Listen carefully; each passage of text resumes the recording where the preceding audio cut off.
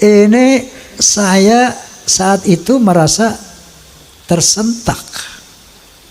Ketika saya giliran naik, saya katakan, Beb, alafu Beb, anak koreksi ente.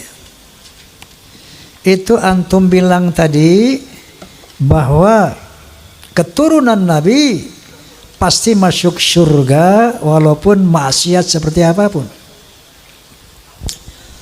Qala ta'ala, a'udzu billahi minasyaitonir rajim. Bismillahirrahmanirrahim. Ya ayuhan nas, inna khalaqnakum min dzakari wa untha wa ja'alnakum syu'uban wa qabaila lita'arafu. Inna akramakum 'indallahi atqakum. Shadaqallahul azim. Bismillahirrahmanirrahim. Assalamualaikum warahmatullahi wabarakatuh. Bismillahirrahmanirrahim. Alhamdulillahilladzi hadan nas ila hayatin thayyibatin fid dunya wal akhirati bisyari'atil Islam. Asyhadu an la ilaha illallah wahdahu la syarika lah dzul jalali wal ikram. Wa asyhadu anna sayyidana wa nabiyyana Muhammadan abduhu wa rasuluh sayyidul arabi wal ajam. Fassallallahu ala sayyidina Muhammad wa ala alihi wa sahbihi wa sallam. Amma ba'd. Al-mukarramun, para amil ulama yang saya muliakan, wabil khusus sahibul hajah, sahibul bait, Bapak Kiai Haji Sumarsono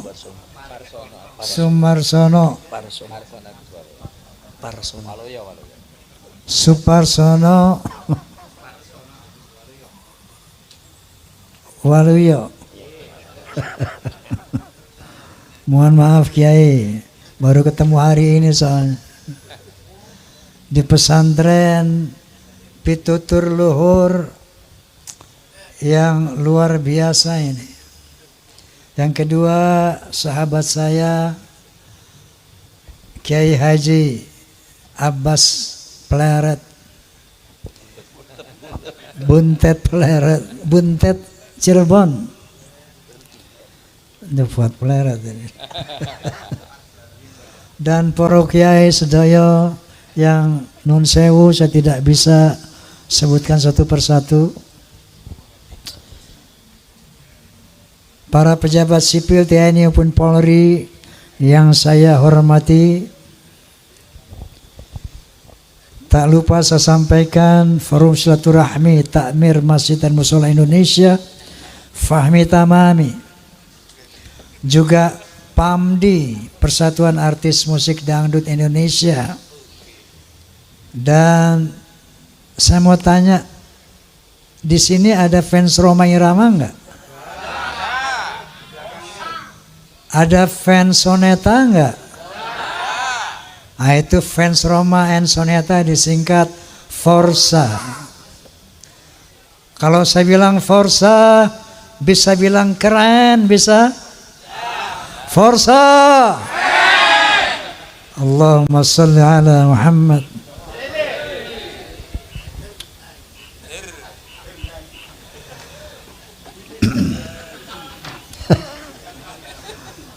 Hati saya gembira, bahagia luar biasa ketika pertama kali mendengar sambutan dari Kiai Waluyo yang dahsyat luar biasa. Kemudian bertambah lagi bahagia saya mendengar ungkapan yang holistik, komprehensif mengenai perlunya, pentingnya kita membahas masalah yang berkaitan dengan Rasulullah Sallallahu Alaihi Wasallam yang disampaikan oleh Gus Abbas Buntet Cirebon tadi. sehingga saya tidak punya bahasa lagi untuk berceramah pada malam hari ini. Namun kenapa? Kalau nyanyi nanti sama soneta, tidak ada Roma tanpa soneta, tidak ada Roma, tidak ada soneta tanpa Roma. The sound of Muslim, the voice of Muslim. Hadirin, baik, saya ingin cerita saja bagaimana kronologi sehingga sampai saya kepada satu keyakinan hakul yakin bahwa Ba'alawi bukan keturunan Nabi Sallallahu Alaihi Wasallam. Ini ceritanya panjang sekali, 50 tahun ke belakang. Waktu itu usia saya masih 20 tahun. Dan saya sudah tampil sebagai, ya katakanlah, penceramah muda. Saat itu adalah satu majelis ta'lim di Masjid Ar-Rahmah, Tebet Timur, Jakarta Selatan. Pembicaranya ada satu Habib, dan saya mewakili pemuda masjid, seperti itu kira-kira. Ini sosok Habib ini bercerita seperti ini. Kalau ada Habib yang berzina, yang mabuk-mabukan, yang berjudi, mencuri, jangan kata apa-apa. Nah, ini Habib orang Betawi memang. Kalau bahasa Jawa jangan kata apa-apa, ojo muni apa-apa ngono. Menengai. Kenapa? Mereka adalah cucu Rasulullah. Mereka itu ahli surga. Rasulullah sallallahu alaihi wasallam pemegang kunci surga. Tentunya setelah beliau masuk, pasti yang diutamakan adalah keluarganya, keturunannya. Maka ketika ada Habib yang melakukan kemaksiatan tadi, jangan kata apa-apa, menengai, ojo ngomong apa-apa. Ngoten. Ini saya saat itu merasa tersentak. Ketika saya giliran naik, saya katakan, Beb, alafu Beb, anak koreksi ente. Itu antum bilang tadi bahwa keturunan Nabi pasti masuk surga walaupun maksiat seperti apapun. Qala ta'ala, a'udzu billahi minasyaitonir rajim. Bismillahirrahmanirrahim. Ya ayuhan nas, inna khalaqnakum min dzakari wa untha wa ja'alnakum syu'uban wa qabaila lita'arafu inna akramakum 'indallahi atqakum. Shadaqallahul azim. Beb, Allah Subhanahu wa taala berfirman, wahai manusia, aku telah menciptakan kalian dari seorang laki-laki dan perempuan. Dari sana aku jadikan kamu berbangsa-bangsa. Dari bangsa-bangsa itu aku jadikanmu bersuku-suku. Seperti contohnya Indonesia. Bangsa Indonesia sukunya ada kurang lebih 700 apa piro? Pinten? Ada Sunda, ada Jawa, Aceh, Padang, Batak, dan banyak lagi yang lainnya. Kenapa nggih? Lita'arafu, saling mengenallah. Lita'arafu, saling menghormatilah. Inna akramakum 'indallah atqakum. Sesungguhnya ketinggian derajatmu di sisi Allah adalah takwamu. Bukan dari mana bangsamu, bukan dari siapa keturunanmu. Nabi SAW menyambut firman ini dengan menyatakan, la fadla li arabiyyin ala ajamin illa bi taqwa. Tidak ada kelebihan bangsa Arab dari yang bukan Arab kecuali takwa. Lalu saya katakan lagi, Beb, bukankah Rasulullah sallallahu alaihi wasallam bersabda, "Al-jannatu lil muttaqina walau kana 'abdan habasyian, wan naru lil 'asina walau kana sayyidan quraisyan hashimian." Surga itu untuk orang-orang yang bertakwa, walaupun dia budak dari bangsa Habsyi.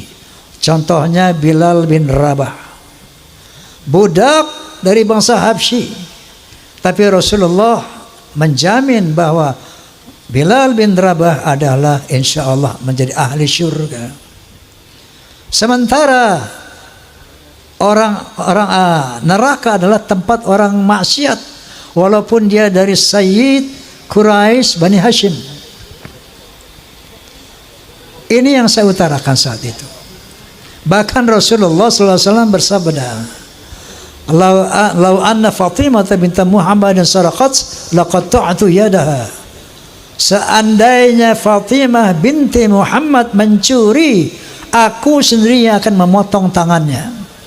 Artinya, Beb, saya katakan, tidak ada privilege, tidak ada keutamaan untuk turunan Nabi sekalipun. Rasulullah pernah mengadakan halaqah dengan para sahabat. Beliau bercerita, aku rindu kepada sampai sambil meneteskan air mata. Aku rindu dengan saudara-saudaraku. Aku rindu dengan saudara-saudaraku. Para beruntung, lebih beruntung, lebih beruntung, orang beruntung, lebih beruntung, lebih beruntung orang yang tidak pernah bertemu aku, enggak pernah melihat aku, tapi dia beriman kepadaku. Mereka itulah saudara-saudaraku. Allahumma salli ala Muhammad. Kalau kita ini 1500 tahun kurang lebih nggak pernah jumpa Nabi, nggak pernah melihat Nabi, tapi kita beriman kepada Nabi, itulah saudara-saudara Nabi. Makanya ketika Rasulullah di akhir hayatnya, dia tidak memanggil keturunannya ya dzurriyyati, yang dipanggil dia ummati, ya ummati. Islam dinul khalis. Islam adalah agama yang lurus. Rasulullah SAW adalah tokoh yang demokratis, bukan tokoh yang nepotis, bukan tokoh yang pokoknya nanti semua keturunanku, keluargaku harus masuk surga apapun kesalahannya. Lah, inilah al-Islam. Itulah sosok kepribadian Rasulullah sallallahu alaihi wasallam. Setelah saya ngomong begitu, ini 50 tahun yang lalu, hebohlah satu masjid itu. Besoknya saya dipanggil oleh Habib Sepuh, Bang Haji, ente ngomong apa kemarin sampai ramai itu orang-orang di masjid? Saya bilang, saya ceritakanlah, ada Habib ngomong begini, Beb. Saya bilang, qala ta'ala, qala Rasulullah, bla bla bla. Mohon petunjuk, Beb. Saya bilang, apa yang Anda sampaikan itu benar, apa yang Anda sampaikan itu tidak salah, tapi saya mohon jangan ulangi lagi kata-kata seperti itu. Kenapa? Karena itu akan merusak ukhuwah Islamiyah. Sejak saat itu saya pendam dalam perut. Saya melihat berbagai macam arogansi, kemungkaran yang dilakukan Habib. Saya nggak mau bunyi lagi. Saking taatnya saya kepada Habib Sepuh tadi. 50 tahun saya tahan itu.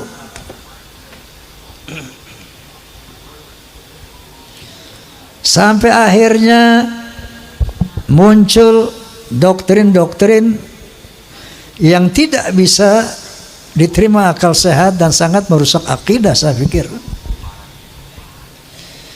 Itu leluhur kami Al-Faqih Muqaddam, Mi'raj satu malam 70 kali. Astaghfirullahalazim. Rasulullah sallallahu alaihi wasallam hanya diizinkan Allah Mi'raj ke Sidratul Muntaha seumur hidup 1 kali. Ketika ada orang mengatakan bahwa moyang kami bisa Mi'raj 1 malam 70 kali, ini telah merendahkan Rasulullah, telah menghina Rasulullah sallallahu alaihi wasallam. Ada lagi berita-berita khurafat. Leluhur kami kalau tidak malu sama Allah dapat memadamkan api neraka cuma dengan kelingking. Inna lillahi wa inna ilaihi raji'un. Kalau tadi menghina Nabi, sekarang menghina Allah subhanahu wa ta'ala. Banyak cerita-cerita khurafat yang lainnya. Ada seorang tukang kacang namanya Sulaiman. Ini tukang kacang sangat cinta sama habaib. Kalau habaib minta kacangnya dikasih semuanya. Saking cintanya sama habaib. Man minta kacang dikasih semua, man minta kacang dikasih semua. Satu saat si Maman mati. Begitu Maman mati, lapor ini orang kepada Habib tadi, Beb, Maman mati. Ini Maman ahli maksiat, ibadahnya berantakan. Datanglah ini Habib, ngasih surat, ditaruh di lehernya di belakang mayit itu. Man, nanti kalau Munkar wa Nakir tanya, jangan dijawab. Kasih aja ini surat, inti masuk surga tanpa hisab.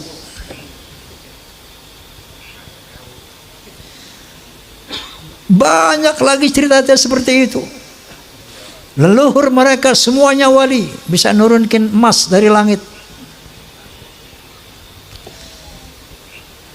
Yaman itu negeri paling miskin di Timur Tengah. Bagaimana kita percaya dia bisa nurunin emas dari langit? Masya Allah, ini goyang apa?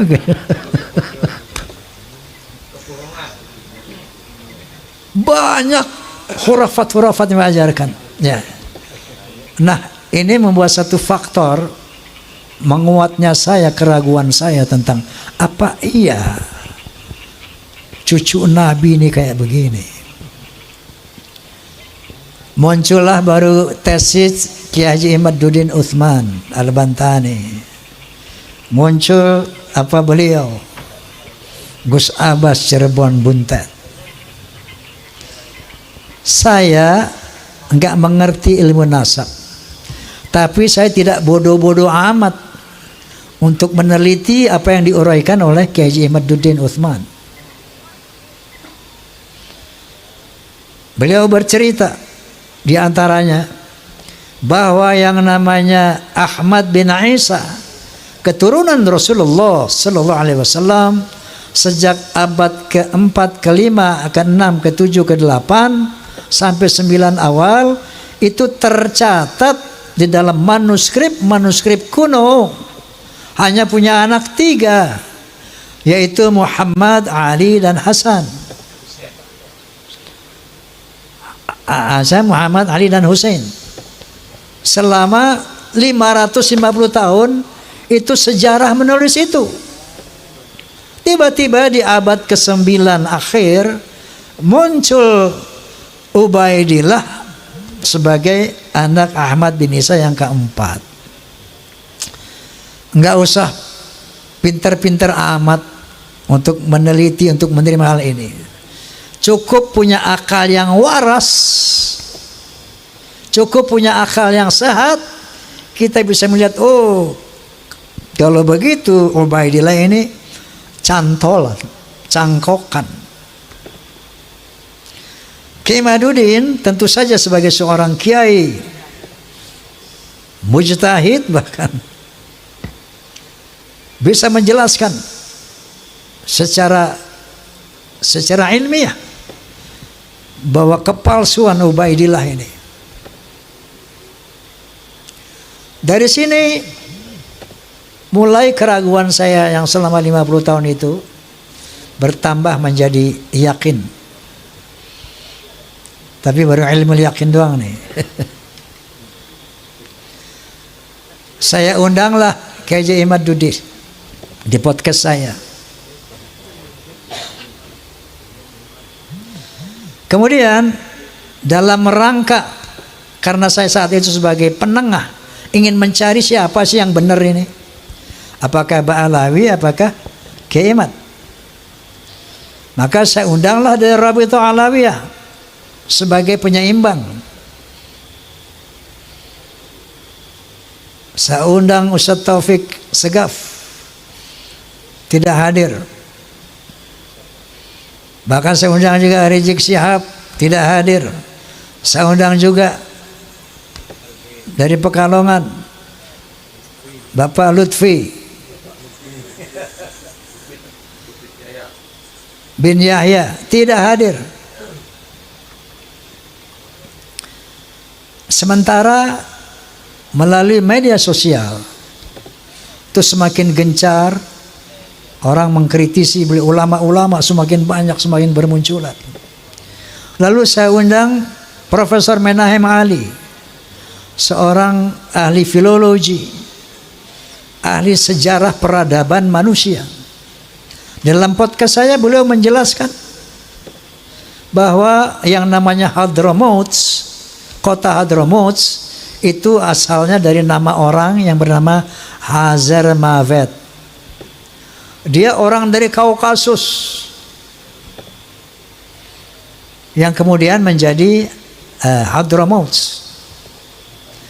Jadi menurut penelitian secara filologi, orang Yaman ini bukan orang Arab, tapi orang Kaukasus. Berarti mustahil sebagai keturunan Nabi Sallallahu Alaihi Wasallam menurut Profesor Menahem Ali. Kemudian saya undang lagi Dr. Sugeng Sugiharto dari BRIN. Beliau ahli ahli DNA itu, ahli genetika. Bercerita panjang lebar secara ilmiah, maka bertemulah istilah haplogrup J1 dan haplogrup G. Mereka menjelaskan, beliau menjelaskan panjang lebar bla bla bla bla bla, bahwa subhanallah, subhanallah, subhanallah, ternyata Allah telah mempersiapkan segala sesuatunya, termasuk menjaga kesucian keturunan para nabi. Ternyata DNA-nya itu sudah ditanamkan di dalam setiap manusia. Secara ilmu genetika, haplogrup Nabi sallallahu alaihi wasallam adalah J1. Haplogrupnya Ba'alawi, menurut, kalau Anda klik di internet familytreedna.com, familytreedna.com, klik saja, akan keluar nanti ada 180 orang Ba'alawi, sebagian dari Indonesia, itu dari Yaman, sebagian kecil dari Indonesia, itu haplogrupnya adalah G, Yahudi Askenazi.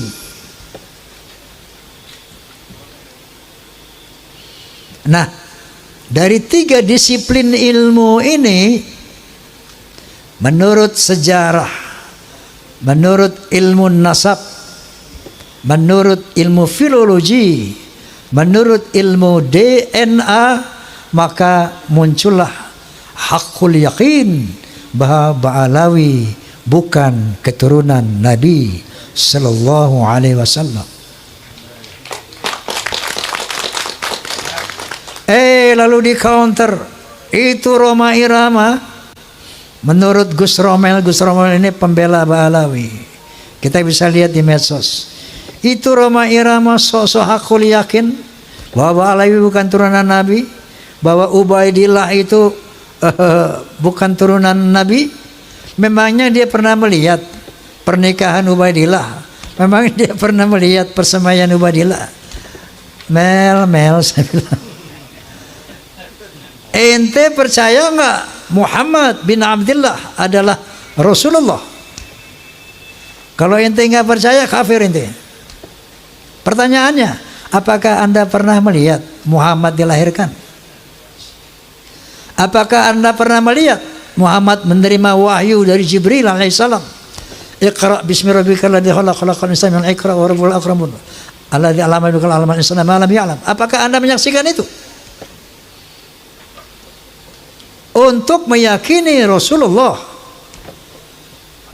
untuk meyakini Muhammad sebagai Rasulullah, itu nggak perlu kita melihat beliau menerima wahyu.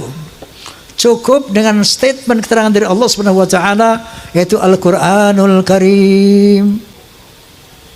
Cukup dari hadis Rasulullah yang disampaikan oleh para muhaddits. Begitu juga keyakinan kita bahwa Ba'alawi bukan keturunan Nabi, Ubaidillah bukan keturunan Nabi. Cukup dengan ilmu-ilmu tiga ilmu tadi. Nah, dia tanya, bagaimana Roma Irama yakin? Saya katakan satu contoh. Saya yakin kepada Allah Subhanahu wa taala tentang eksistensinya sebagai Tuhan, eksistensinya yang serba maha, itu dengan dua hal. Pertama, ayat qauliyah Al-Qur'anul Karim. Yang kedua, ayat kauniyah, ciptaan Allah ini. Ayat qauliyahnya diantaranya firman Allah Subhanahu wa taala, innani anallah la ilaha illa ana fa'budni wa aqimis salata li dzikri. Sesungguhnya akulah Allah, tidak ada Tuhan selain aku, maka sembahlah aku dan tegakkanlah solat demi mengingatku. Itu satu, saya bilang. Banyak lagi surat Ayatul Kursi, banyak lagi sebagai ayat-ayat qauliyah firman Allah Subhanahu wa taala. Yang kedua, ayat kauniyah alam semesta ini. Qala ta'ala, inna fi khalqis samawati wal ard wa ikhtilafil laili wan nahar wal fulki allati tajri fil bahri bima yanfa'un nas wa ma anzalallahu minas samai min ma'in fahaya bil arda ba'da mautiha wa batha fiha min kulli dabbah wa tasrifir riyahi wa sahabil musakhkhari baina samawati wal ard la ayatin liqaumin yaqilun. Shadaqallahul azim.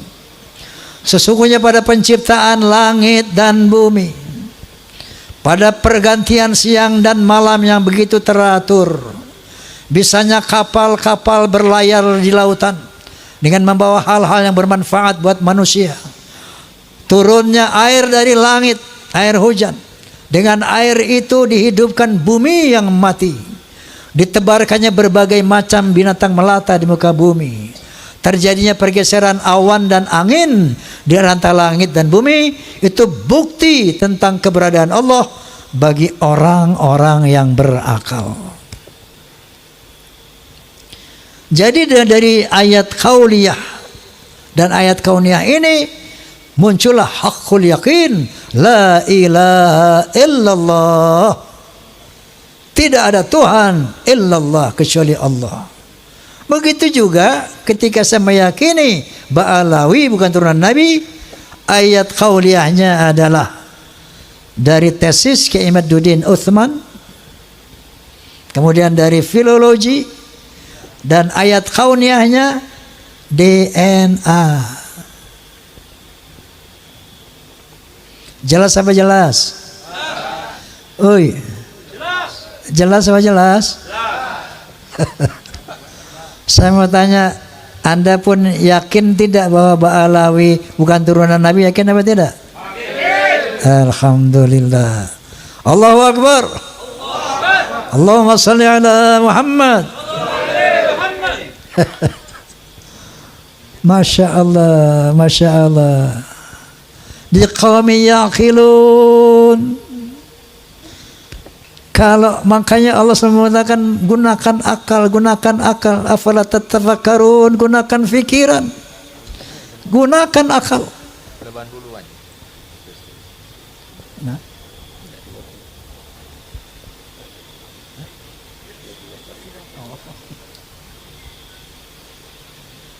Nah jadi tambahan lagi keyakinan saya itu dengan berbagai macam arogansi dan khurafat-khurafat yang tadi saya utarakan. Lengkap sudah hakul yakin saya. Nah, kemudian saya ingin berbagi pengalaman. Tempo hari saya dakwah di daerah Jambi, Sumatera Selatan. Tablighul Akbar. Itu kiai-kiai banyak mengatakan, Bang Haji, kami di belakang Bang Haji. Saya pengen sih dia di depan saya ya, bukan di belakang ya.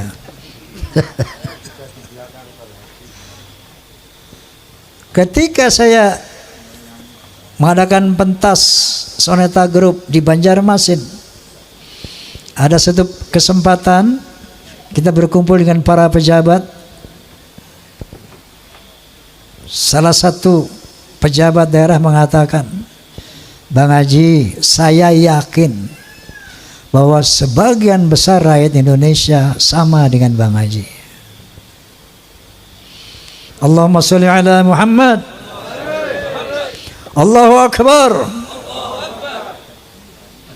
Kenapa? Karena mereka sejak ratusan tahun melihat fenomena ini. Terakhir dalam podcast saya bahwa kita bangsa Indonesia tidak boleh diam melihat fenomena ini. Kenapa? Ada indikasi mereka mau menjajah Indonesia. Indikasinya jelas sekali. Ada yang bagian memalsukan kuburan. Di mana-mana dibikin kuburan-kuburan palsu. Alhamdulillah, menurut keterangan beliau juga sudah banyak yang dibongkar. Ada kuburan-kuburan keramat seperti di Madura, kita lihat di YouTube. Sudah lama sebagai nama orang itu tiba-tiba ditambah namanya menjadi ada Ba'alawinya gitu. Assegaf. Yang paling trending yaitu KRT Sumo di Ningrat di Semarang diganti namanya dengan Habib Hasan bin Toha bin Yahya. Kuburan-kuburan palsu, Masya Allah, seluruh Jawa, di Kalimantan banyak sekali ternyata. Ini ternyata strategi pertama untuk memberikan kesan kepada bangsa Indonesia bahwa itu lihat para habaib lah yang datang ke sini dan menjadikan orang-orang Islam ini, menjadikan orang ini menjadi Islam. Oleh karena itu Wali Songo pun diklaim sebagai Ba'alawi. Strategi pertama. Yang kedua, berita-berita khurafat, dongeng-dongeng khurafat. Untuk apa? Untuk menaklukkan hati umat Islam yang tidak berpikir. Ini yang namanya Ba'alawi, leluhurnya luar biasa, bisa hijrah Mi'raj 70 kali, bisa memadamkan api neraka yang nggak pakai akal. Itu sesuatu yang luar biasa dan dahsyat. Mereka pun menjadi takluk, tunduk, siap diperintah apapun. Tujuannya itu. Dan yang lainnya ada yang membuat provokasi-provokasi. Saya bersama rakyat, kita dengan rakyat. Jangan coba-coba ganggu rakyat, seakan-akan berpihak kepada rakyat.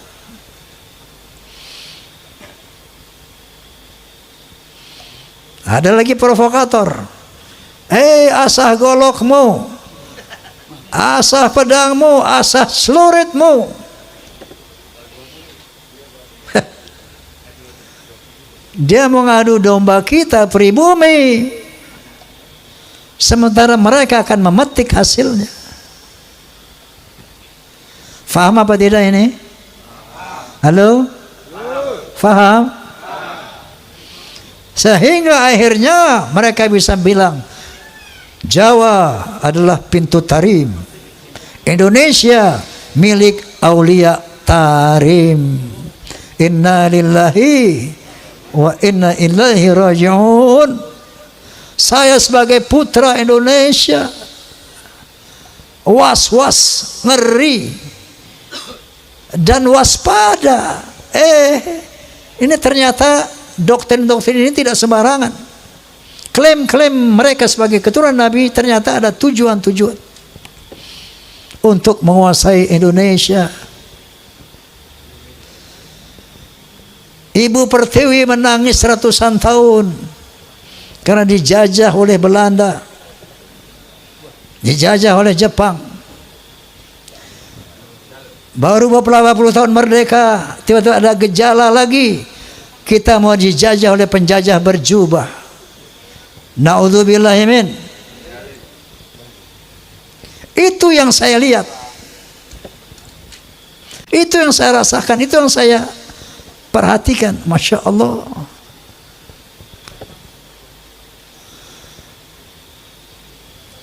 Saya tidak punya kepentingan, dan sering saya katakan, apapun yang saya ucapkan ini bukan berdasarkan kebencian, naudzubillah. Bukan berdasarkan saya punya kepentingan. Dasarnya qulil haqqa walau kana murra. Dasarnya adalah watawassaw bil haqq watawassaw bis sabr. Dasarnya adalah demi menyelamatkan akidah, jadi menyelamatkan Indonesia dari penjajahan dan perbudakan spiritual dan politik. Allahu Akbar. Nah, jadi padahal yang namanya Ustadz Rizik Syihab, Ustadz Masya Allah, itu mereka semua sahabat-sahabat saya sejak muda itu. Sampai saya di podcast sama beliau bersama saya menangis. Ya Allah, saya sedih banget ini. Saya harus mengatakan yang hak sementara mereka adalah sahabat-sahabat saya.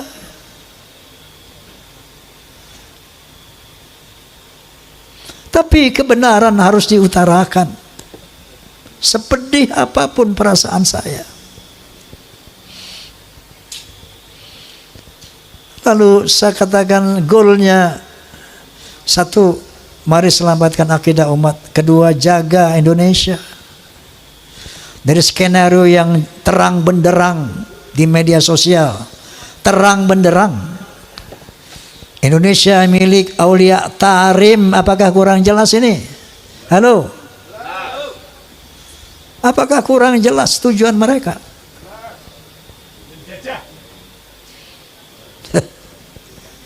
Jadi ini dari dasar hati yang tulus sebagai umat Muhammad SAW dan sebagai anak bangsa Indonesia. Penjajahan perbudakan spiritual. Nah itu dengar nggak kamu tuh? Penjajahan perbudakan spiritual. Ngono loh. Tetapi karena kita sama-sama umat Islam, ini memang harus kita selesaikan. Ya. Namun goalnya nanti pertama tentu selamatkan Indonesia dari penjajahan mereka. Makanya saya sependapat dengan Gus Abbas, pemerintah harus turun tangan ini. Ini masalah bangsa, masalah NKRI. Harus turun tangan. Kalau enggak saya khawatir ini bisa perang saudara. Bukan antara Ba'alawi dan umat, bukan. Antara kita sama kita. Ba'alawi nonton. Betul enggak?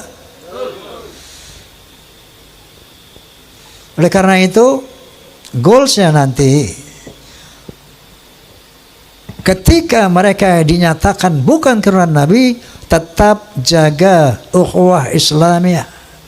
Wa'tasimu bihablillahi jami'an wa la tafarraqu.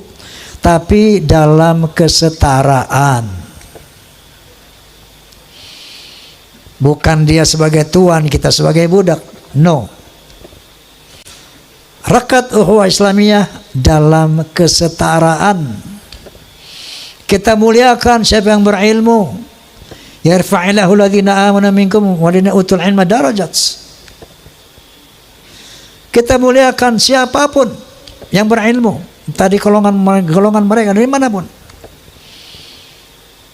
Dan kita muliakan orang-orang yang bertakwa. Tidak ada kemuliaan atas nasab sebagaimana firman Allah Subhanahu wa taala, sebagaimana dinyatakan oleh Rasulullah sallallahu alaihi wasallam. Ini harus kita perbaiki sistem sosial antara Ba'alawi dan pribumi. Kalau mau sama-sama merekat ukhuwah Islamiyah dalam kesetaraan. Jangan kami putra bangsa menjadi budak-budak kalian secara spiritual ataupun secara politik. Last but not least, Rasulullah SAW punya spesifikasi dibandingkan dari 124.000 nabi yang diturunkan Allah. Ada 313 Rasul.